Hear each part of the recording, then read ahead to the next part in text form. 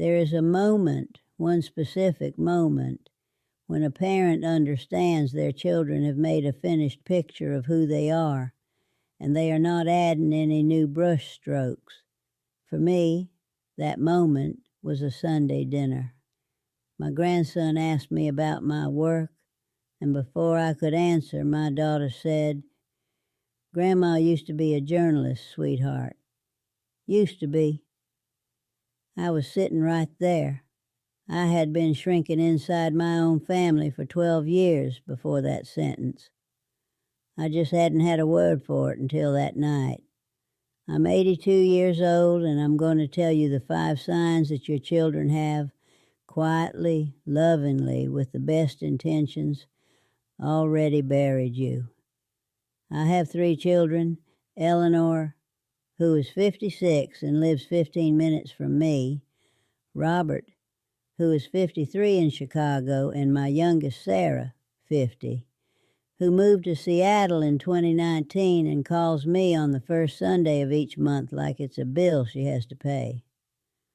For 16 years from the time my husband Thomas passed in 2008 until the winter of 2024, I bent myself into smaller and smaller shapes, trying to fit inside the space my children made for me.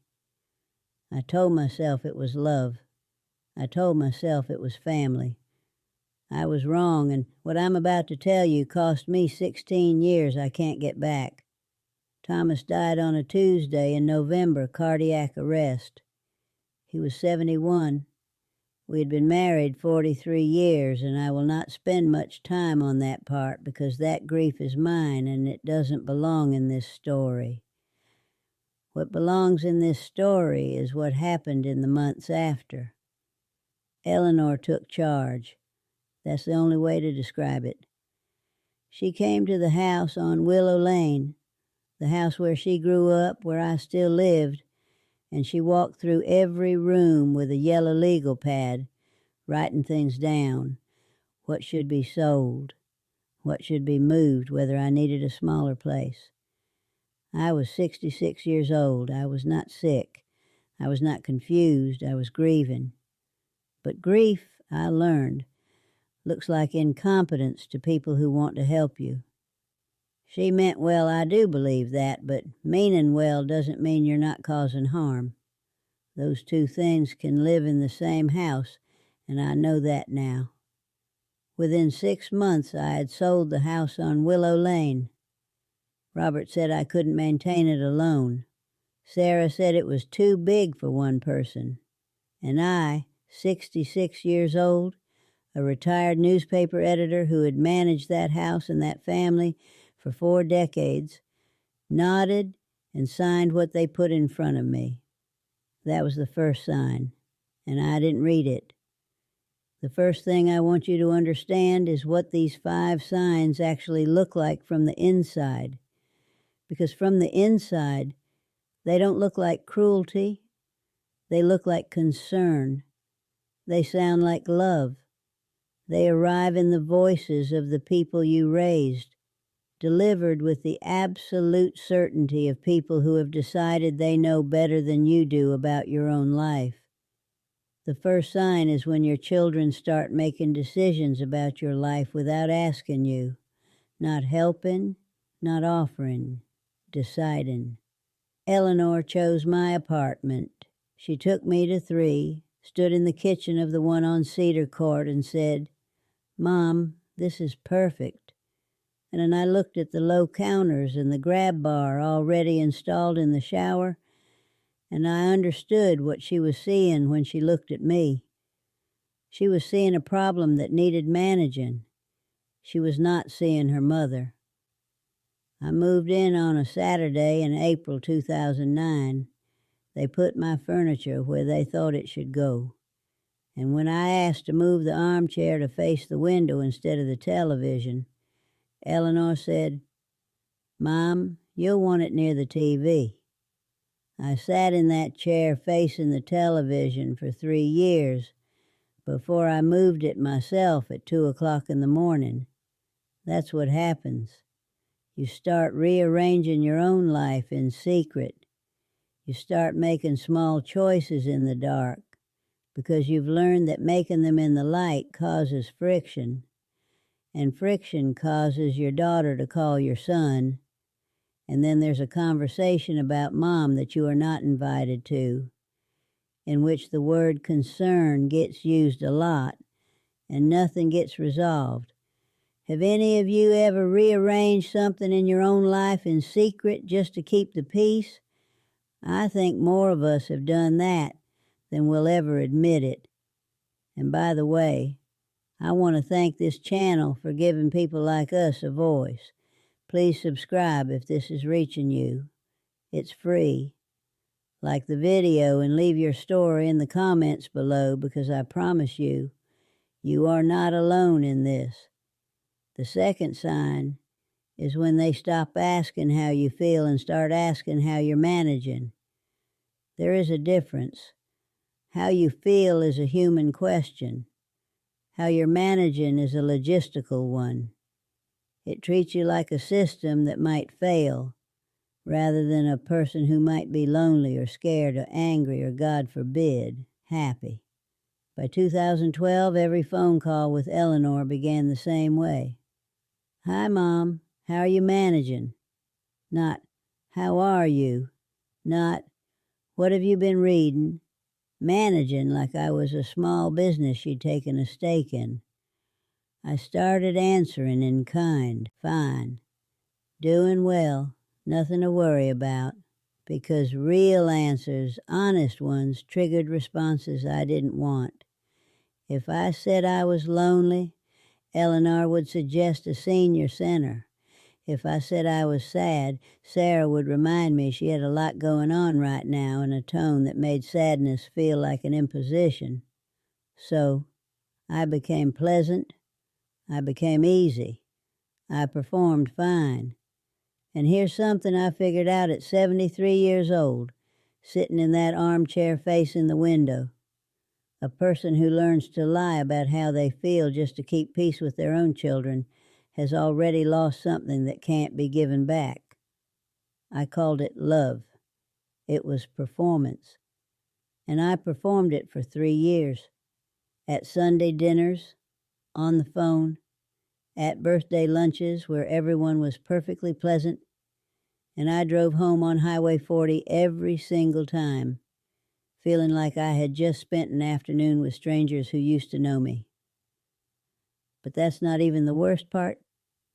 The third sign, and this one took me the longest to name, is when your children begin to speak about your life in past tense while you are still living it. Eleanor's kitchen in Brookside, a Sunday dinner, her son, Leo, who was 17 at the time, asked me about the magazine where I'd worked, and before I could answer, Eleanor said, "Grandma used to be a journalist, sweetheart." Used to be. I was sitting right there. I had retired, yes, but I was not a past tense person. I still read. I still thought. I still had opinions about things that mattered. But that word, used to, is how it begins. The gentle past tensing of a person who is still present. Not malicious. That almost makes it worse. Eleanor wasn't trying to erase me. She was summarizing me for convenience, for the dinner table. I drove home from that dinner and sat in my armchair, the one facing the window where I'd put it, and I tried to think of the last time one of my children had asked me something that assumed I had a future. Not, how are you managing? Not, do you need anything? A question that looked forward. What are you reading? What do you think? What do you want? I sat there a long time. I could not think of one. And every time someone summarizes you while you're still sitting at the table, a small thing dies. You can't see it die. You can't point to it. But eventually, you look around and realize your children have a finished picture of who you are, painted years ago, and they are not adding any new brush strokes. I want to stay here a moment, because I think this one is the sign most people miss.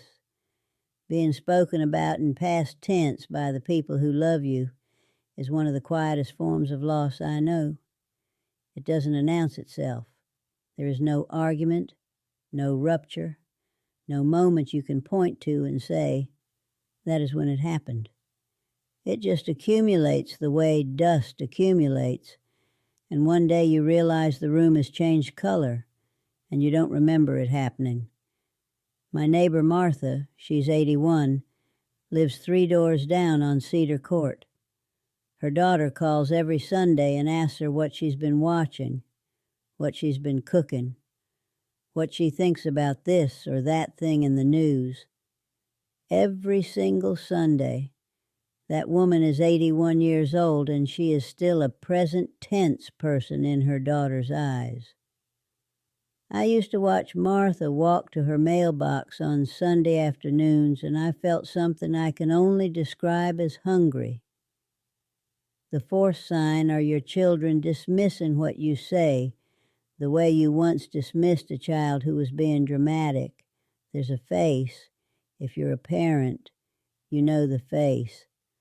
The slight tightening around the eyes, the small patient exhale, the I know mom that lands like a door closing gently on whatever you were about to say. Robert mastered this face. I would say something about the news, about a neighbor, about something I'd read, and he would do the face and then redirect the conversation. Not rudely, never rudely, but politeness can be a form of dismissal, the most elegant kind, the kind that leaves you no room to object because nothing technically wrong has been said. By 2019, I had stopped offering opinions in front of my children, not because I didn't have them, because I was tired of watching them dissolve on contact. A person can only throw a stone in the still waters so many times before they stop expecting a ripple. And then Sarah moved to Seattle, and that is when I understood the 5th sign. The 5th sign is when your absence cost them nothing. She called to tell me it was happening. She had a new job, a great opportunity, and she sounded genuinely happy. I said all the right things because I had 16 years of practice saying the right things. In the weeks after she left, I waited for the calls to increase the way you'd expect when a child puts 2,000 miles between herself and her mother, for the texts, for some sign that the distance had registered somewhere inside her. The first Sunday of the month, that was the new rhythm. Regular as a utility bill, 20 minutes, maybe 25. The same questions in the same order. How are you managing? Are you eating? Have you seen Eleanor? You know what it feels like when your child moves 2,000 miles away and their absence requires no adjustment on their part? Let me tell you what it feels like. It feels like proof that the space you occupied in their life was already so small before they left that moving to the outer edges caused no shift at all, like removing a single chair from a room that was already mostly empty. I sat with that for almost a year, a full year in this apartment, in my armchair with that knowledge sitting across from me like a guest I hadn't invited. Christmas 2019, I told Eleanor I wasn't feeling up to the drive to Brookside. And I want you to understand that was a test. Not a conscious one, but a test all the same. I said I wasn't feeling up to it, and I waited for someone to say, then we're coming to you. For someone to say, Mom, it's Christmas, for anyone to push back at all. Eleanor said, okay, Mom, no worries. She said it the way you'd reschedule a dentist appointment. Nobody came to Cedar Court. I cooked the ham anyway because I didn't know what else to do with a Saturday. I ate alone at the kitchen table with the radio on, the same station Thomas used to play on Sunday mornings. I washed the dishes. I went to bed at 9:15. No worries. Sat easy like it cost nothing, because it did cost nothing. And I want you to sit with that for a moment, because I believe this is the one that breaks you quietly if you let it. Not the first sign, not the second, not the third or the fourth. It's the moment you understand that your absence from their lives requires no rearrangement on their part, that the shrinking was already complete long before you knew it was happening. Now here's what I need you to understand before I tell you what I did next. None of these 5 signs arrived with fanfare. None of them came wrapped in cruelty you could point to. There was no shouting, no meanness, no villain, just a slow, quiet drift compounding over years until the person I had been, Margaret, retired journalist, woman with opinions and a preference for her armchair by the window, had been replaced by a pleasant, manageable past tense version that was much easier to carry. I carried it for 16 years. 16 years before I set it down. I made a decision in January of 2024. I did not announce it. I did not write a letter or call a family meeting.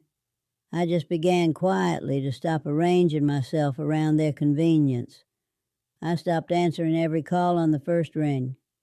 I started saying no to Sunday dinners that left me driving home on Highway 40 feeling invisible. I found a writing group at the local library, 6 people. The oldest, 86. The youngest, 63. And I went on Thursday evenings and didn't mention it to anyone. I stopped performing fine. And here's what happened, and I want you to hear this clearly. Very little change for my children. Sarah still calls on the first Sunday. Robert still asks how I'm managing.